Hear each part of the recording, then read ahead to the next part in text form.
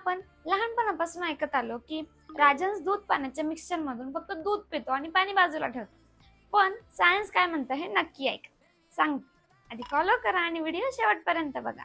तर सरळ सांगते, सायंटिफिकली हे शक्य नाही.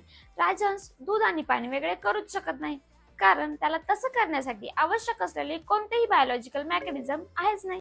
मग हे आलं कुठून? हिंदू मिथॉलॉजी मधून, हंस या पक्षातून. आणि ही गोष्ट सांगण्यामागे एक जबरदस्त कारण आहे. मग सायन्स काय सांगतं? राजहंसाच्या चोचीत असतात लॅमेली, म्हणजे चाळण्यासारखी रचना, जी चिखल आणि पाणी वेगळं करते. म्हणजे तो चिखलातून अन्न काढतो, चालतो, निवडतो आणि याच गुणावरून पूर्वजांनी एक गहन अर्थ शोधला. हंस म्हणजे हिंदू मिथॉलॉजी मध्ये ज्ञानाचं प्रतीक. ब्रह्मदेव, सरस्वती यांचं वाहन आहे हंस. दूध वेगळं करणं म्हणजे काय? चांगलं घ्या, वाईट टाकून द्या, उपयोगी घ्या, निरुपयोगी सोडून द्या. हे पक्षाबद्दल नाही, हे आपल्याबद्दल आहे. जगात सगळं काही असतं, दूध आणि पाणी दोन्ही पण.